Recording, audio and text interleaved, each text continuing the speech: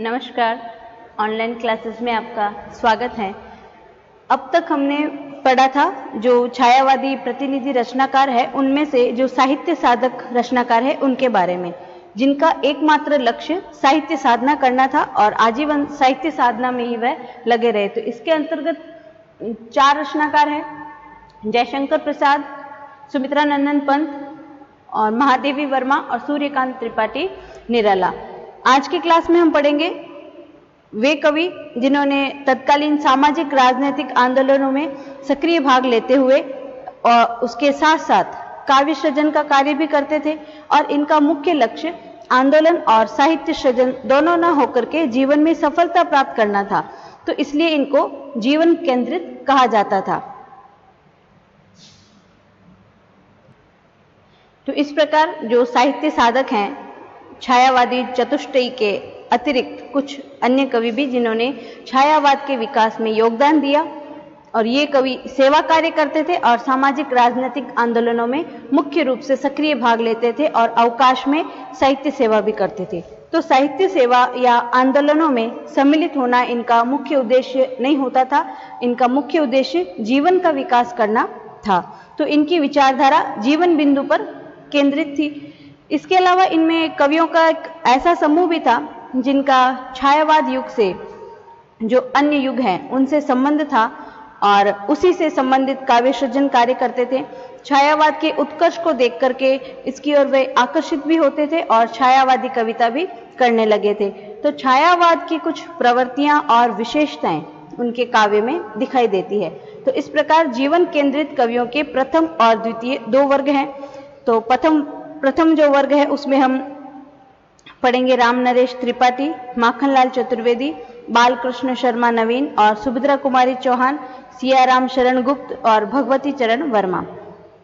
तो ये सब कवि आंदोलनकारी कवि थे और इसमें राम नरेश त्रिपाठी भारतेंदु युग से संबंधित थे और प्रथम वर्ग को राष्ट्रीय सांस्कृतिक धारा का नाम भी दिया जा सकता है।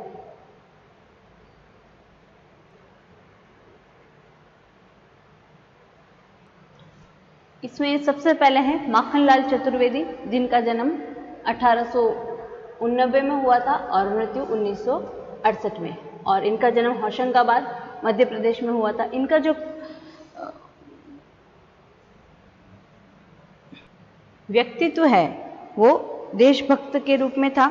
इनके पिता स्कूल में अध्यापक थे और आरंभिक शिक्षा भी वहीं हुई होशंगाबाद में, और ये एक संवेदनशील कवि कहे जाते हैं। देश की दशा के प्रति शुरू से ही वह जागरूक थे और इन पर सैयद अमीर अली मीर, स्वामी रामतीर्थ और माधवराव का विशेष प्रभाव पड़ा था। वैष्णव संस्कार इनके परिवार से ही इन्हें मिले थे और आरंभिक काल में अध्यापन कार्य करते थे वे, और इनका उपनाम एक भारतीय आत्मा था।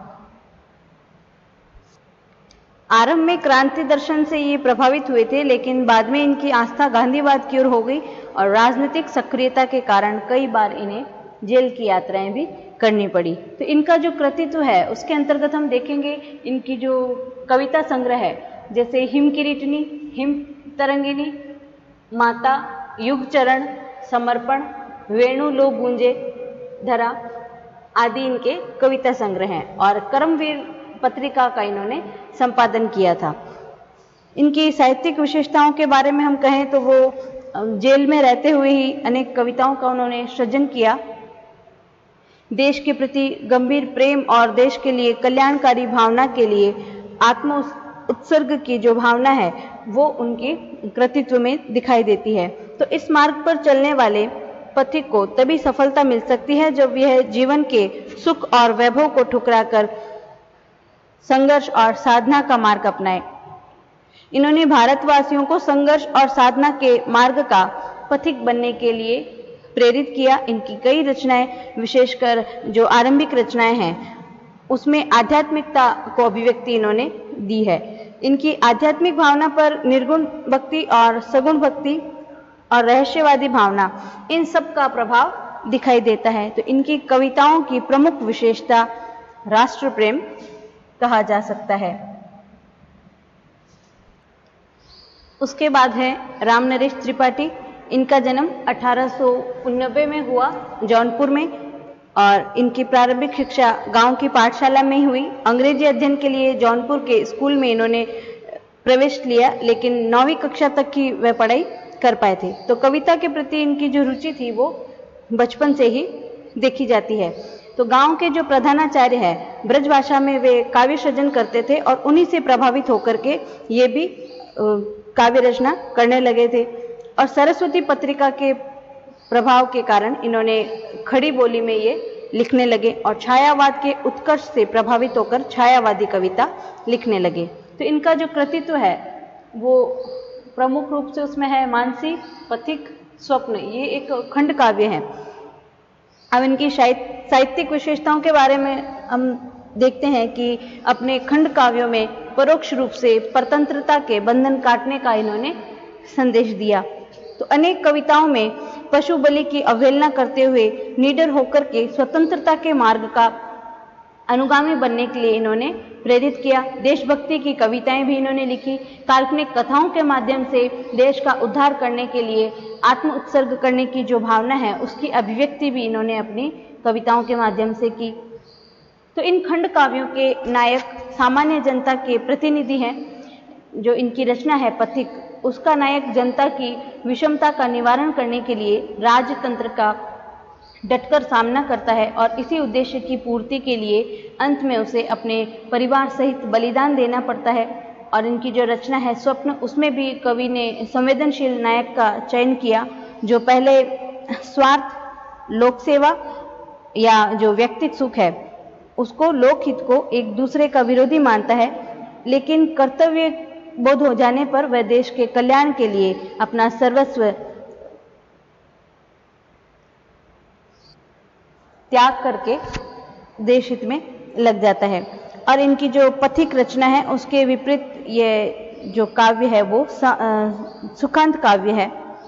इन दोनों काव्यों के द्वारा इन्होंने राष्ट्र सेवा के आदर्श की स्थापना तथा समाज का विरोध करने वाली शक्तियों के प्रति विद्रोही प्रवृत्ति को बढ़ावा दिया है। तो इस प्रकार ये कल्पित कथानक भी सहज ही रूप से कवि से संबंधित रह करके सार्थक हुए हैं। उसके बाद है सुभद्रा कुमारी चौहान।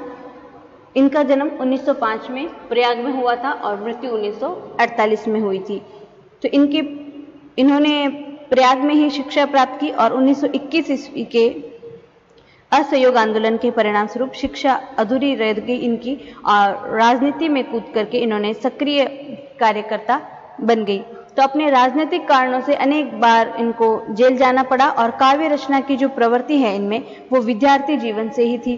तो इनकी जो कृतित्व है उसमें मुख्य है झांसी की रानी, त्रिधारा और मुकुल। इनकी साहित्यिक विशेषताओं के अंतर्गत हम देख सकते हैं कि जो साहित्यिक विशेषताएं हैं वो भाव की दृष्टि से उनको दो वर्गों में हम बांट सकते हैं, एक राष्ट्र प्रेम की कविताएं और दूसरी पारिवारिक कविताएं। तो राष्ट्र प्रेम की जो कविताएं हैं उनमें असहयोग आंदोलन या स्वतंत्रता संग्राम में सम्मिलित होने वाले जो वीर हैं उनको अपनी कविता का विषय इन्होंने बनाया और झांसी की रानी कविता को सामान्य जनता में बहुत प्रसिद्धि प्राप्त हुई। खूब लड़ी मर्दानी वह तो झांसी वाली रानी थी, ये जो कविता है हम सबने पढ़ी है 6th क्लास में, ठीक है। और जो पारिवारिक कविताएं हैं उनमें उनको सृजन करने की जो प्रेरणा है इनको अपने परिवार से ही प्राप्त हुई और ऐसी कविताओं में कुछ कविताएं पति प्रेम की पारिवारिक भावना से प्रेरित है और कुछ वात्सल्य रस की कविताएं जो संतान से संबंधित है। तो संतान के प्रति जो नैसर्गिक प्रेम होता है, वात्सल्य होता है, वो उनकी मार्मिक अभिव्यक्ति इनके काव्य में देखी जा सकती है और भाषा शैली इनकी सरल है। उसके बाद है सियाराम शरण गुप्त, जिनका जन्म 1895 में झांसी उत्तर प्रदेश में हुआ था और मृत्यु इनकी 1963 में हुई थी। तो ये मैथिली शरण गुप्त के बड़े भाई हैं और शारीरिक रुग्णता और पारिवारिक दुखों ने इनके जीवन को बहुत दुखमय बना दिया था, लेकिन जो सरसता और नम्रता है इनमें कूट कूट कर भरी हुई थी। तो इनका जो कृतित्व है उसमें है मौर्य विजय, नकुल, अनाथ, विषाद, आद्रा, आत्मोत्सर्ग, पाथेय, मणिमयी, बापू, उन्मुक्त, दैनिकी, जय हिंद, गोपिका आदि।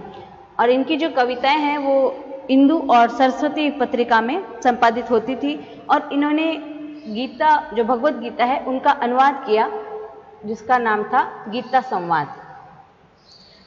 और गांधी की विचारधारा में इनकी बहुत आस्था थी, जिसके कारण इनकी सभी रचनाओं में सत्य, अहिंसा, प्रेम के साथ साथ करुणा, शांति और विश्व बंधुत्व की भावना दिखाई देती है। तो गांधीवादी मूल्यों और विचारधाराओं से इनका जो संपूर्ण काव्य है वो प्रेरित था। प्राचीन जो भारतीय आख्यान है उनसे संबंधित रचनाओं में भी इन्हीं मूल्यों की प्रतिष्ठा करने का प्रयास सभी जगह दिखाई देता है। तो विषय प्रतिपादन और अभिव्यंजना शैली, इस दृष्टि से इनकी रचनाओं पर द्विवेदी युगीन रचना पद्धति का प्रभाव परिलक्षित होता है, क्योंकि ये उसी युग से संबंधित थे और बाद में वे छायावादी बन गए। तो इसलिए छायावाद की कुछ प्रवृत्तियों और विशेषताओं के साथ जो इनकी शैली है वो भी छायावादी हो गई। और इनकी भाषा शैली में हम स्पष्टता देख सकते हैं और मुक्त छंदों का प्रयोग इन्होंने अपनी भाषा में किया है। अब है द्वितीय वर्ग। तो इस वर्ग के कवि छायावाद से इतर युग के कवि हैं जो छायावाद के उत्कर्ष से आकर्षित होकर छायावादी रचना में संलग्न हो गए और उनमें कुछ छायावादी विशेषताएं भी मिलती है। तो इन कवियों में है जगन्नाथ प्रसाद, जिनका उपनाम है मिलिंद, और रामधारी सिंह दिनकर और उदय शंकर भट्ट। तो ये ऐसी ही विचारधारा के कवि हैं। इसमें सबसे पहले है जगन्नाथ प्रसाद मिलिंद। इनका जन्म 1907 में हुआ था और इनकी जो रचनाएं हैं वो 1922 से लेकर 1936 के मध्य की है। इनका एक कविताओं का संकलन है जिसका शीर्षक है जीवन संगीत। इसमें भारत के सांस्कृतिक गौरव, राष्ट्रीय चेतना और बलिदान की भावना व्यक्त करने वाली कविताओं का संग्रह है। उसके बाद है रामधारी सिंह दिनकर। इनकी शैली जो है वो भी सांस्कृतिक गौरव, राष्ट्रीय चेतना और बलिदान की भावना से ओतप्रोत है, जिसका कविता संग्रह है रेणुका। और दिनकर की साहित्यिक विशेषताओं से एक क्लास में मैंने सेकेंड ईयर में पढ़ाया था, आप उसका वीडियो अपलोड किया हुआ है, उसमें देख करके पढ़ लेना, ठीक है। विस्तार से उसमें आपको समझ में आ जाएगा। उसके बाद है उदय शंकर भट्ट। इनका जन्म 1898 में हुआ था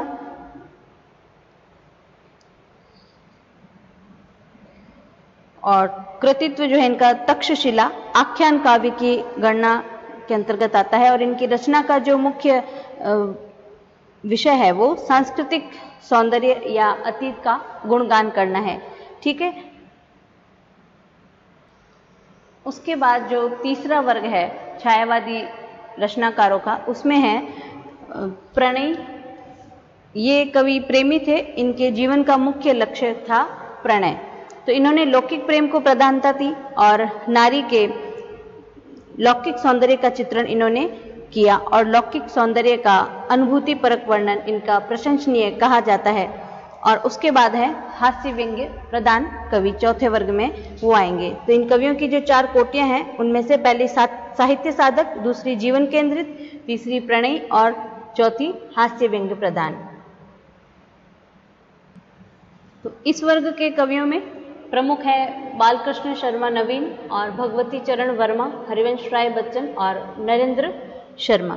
तो इस वर्ग के कवियों का मुख्य विषय प्रणय था, जो सूक्ष्म और आंतरिक सौंदर्य के प्रति कम और बाह्य सौंदर्य के प्रति अधिक इनका रुझान था। तो इन कवियों के काव्य को प्रेम या मस्ती का काव्य भी कहा जा सकता है। तो पूरी तरह से छायावाद के अंतर्गत न आने वाले कवियों की अपेक्षा हो जाती है और यदि प्रणय की कल्पना न की जाए। तो इनकी जो प्रणय मूलक कविताएं हैं उनका अध्ययन हमने किया था। इन कवियों ने नवीन, ये जो कवि हैं बालकृष्ण शर्मा नवीन, इनकी राष्ट्रीय कविताओं के साथ साथ प्रणय संबंधी रचनाएं हैं वो भी महत्वपूर्ण हैं। और प्रणय और यौन का जो वर्णन है वो आंसू, कामायनी और सुमित्रा नंदन पंत की रचना पल्लव और सूर्यकांत त्रिपाठी निराला की रचना तुलसीदास में इनका प्रयोग किया गया है, जिनका प्रारंभिक रूप ऐसा है कि वह रूप आध्यात्मिक हो गया और उसका उदात्तीकरण होकर के वो लोक कल्याणकारी हो गया था। तो इसलिए उसमें जो मांसलता है वो समाप्त हो जाती है, लेकिन इन कवियों की रचनाओं में अंत तक वो विद्यमान रहती है, इसलिए इनकी अलग कोटि बनानी आवश्यक हो गई। तो जो प्रणयवादी कवि हैं उनकी साधना व्यक्तिक है और इसका सामाजिक रूप नहीं बन पाया, जबकि छायावादी व्यक्ति चेतना शरीर से उठकर के मन और फिर आत्मा का स्पर्श करने लगती है। तो प्रणयवादी कवियों की जो व्यक्तिक चेतना है उसमें प्रधान रूप से मानसिक या शारीरिक धरातल पर व्यक्त हो रही थी और इनमें प्रणय को ही अपना साध्य बना लिया था। तो प्रणय का ये काव्य या तो यथार्थ से विमुख होकर के प्रणय में बदल गया या फिर जीवन की व्यापकता को प्रणय की सीमाओं में खींच ले आया। तो बालकृष्ण शर्मा नवीन जो है, इनकी एक साकी जो कविता है उसकी पंक्तियां हम देखते हैं कि हो जाने दो गर्क नशे में, मत पड़ने दे फर्क नशे में, ज्ञान ध्यान पूजा पोथी के फट जाने से वर्क नशे में। छायावादी कवियों ने भी नैतिकता के बोझ से आक्रांत होकर के प्रणय से मुक्त होने का प्रयास किया, लेकिन वह उससे पूरी तरह से मुक्त नहीं हो पाए और उनकी जो प्रणय भावना है वो आध्यात्मिकता से संबंधित हो गई। तो प्रणय के साथ साथ इन्होंने मादकता, शराब, साखी, मैखाना, ये ही नहीं, इनके साथ हरिवंश राय बच्चन की जो मधुशाला है वो भी परिष्कृत होकर के उभरी। अब हम बालकृष्ण शर्मा नवीन का परिचय देख लेते हैं। इनका जन्म 1897 में ग्वालियर में हुआ था और इनकी जो आरंभिक शिक्षा है वो ग्वालियर में ही हुई और बाद में वे हाई स्कूल के लिए कानपुर चले गए। इनका जो कृतित्व है उसमें प्रमुख है प्रभा और प्रताप। इन पत्रिकाओं का इन्होंने संपादन किया था और कुमकुम नाम से इनकी कविताओं का संग्रह है। और काव्य है इनका उर्मिला, अपलक, रश्मि रेखा, क्वासी, विनोबा स्तवन और हम विश्वाई जन्म की। तो इस साहित्यिक विशेषताओं के बारे में हम कह सकते हैं कि उर्मिला जो इनकी रचना है उसमें इन्होंने उर्मिला के चरित्र के माध्यम से भारतवर्ष की जो प्राचीन आर्य संस्कृति है उसका उज्जवल रूप प्रस्तुत करने का प्रयास किया। तो कथानक को अपने परिवेश के माध्यम से भारतीय संस्कृति और ब्रिटिश साम्राज्यवाद के संघर्ष से संबंधित करने के लिए इन्होंने कुछ प्रसंगों की अत्यंत कुशलतापूर्वक संयोजना की और इनकी रचनाओं में प्रणय और राष्ट्र प्रेम दोनों भावों की सशक्त अभिव्यक्ति देखी जा सकती है। तो इनकी राष्ट्रीय सांस्कृतिक कविताओं में अनुभूतियों का ऐसा सीधा संबंध है कि इनके जीवन का प्रभाव भी उस पर हम देख सकते हैं। तो देश की स्वतंत्रता, समाज की नवीन संरचना, इसके लिए इन्होंने जो प्रबल साधना की थी वही साधना सहज होकर के एक शक्ति के रूप में राष्ट्रीय रचनाओं में दिखाई देती है। तो इनकी जो कविता का विषय है वो अतीत की महिमा का गौरवगान करना और तत्कालीन भारतीय समाज की जो दयनीय दशा है उससे उबरने की कामना करते हुए इन्होंने प्रेरित किया। तो कहीं तो इन्होंने अपना फक्कड़पन दिखाते हैं ये, और कहीं ये मस्ती की अभिव्यक्ति करते हैं। जैसे इनकी जो रचना है उनकी कुछ पंक्तियां कि हम अनिकेतन, हम तो रमते राम हमारा, क्या घर क्या दर कैसा वेतन, हो जाने दो गर्क नशे में, मत पड़ने दो फर्क नशे में। ठीक है, तो जिस ललक और उत्साह के साथ कर्म और साधना की ओर ये अग्रसर होते हैं उसी आवेश और आसक्ति के साथ प्रणय में ये डूब जाना चाहते हैं। तो इनके कारण इनकी जो पहली अवस्था है उसका संघर्ष और तनाव, और दूसरी जो स्थिति है इनके नशे की, वो दोनों कार्य कारण भाव से संबंधित होकर के परस्पर पूरक हो जाते हैं। अगला है भगवती चरण वर्मा। इनके बारे में हम कल की क्लास में पढ़ेंगे। और आज की क्लास में हमने क्या पढ़ा कि जो छायावादी प्रतिनिधि रचनाकार हैं उसमें हमने जीवन केंद्रित जो रचनाकार हैं जिन्होंने सामाजिक और राजनीतिक आंदोलनों में सक्रिय रूप से भाग लिया और उसके साथ साथ काव्य सृजन भी किया। और इनका मुख्य लक्ष्य आंदोलन और साहित्य सृजन दोनों न होकर के अपने जीवन में सफलता प्राप्त करना रहा था, इसलिए इनको जीवन केंद्रित कहा जाता है। और उसके बाद हमने जो प्रणयी कवि हैं उनके बारे में जाना। ये कवि जिनके जीवन का मुख्य लक्ष्य प्रणय था, इन्होंने लौकिक प्रेम को प्रधानता दी और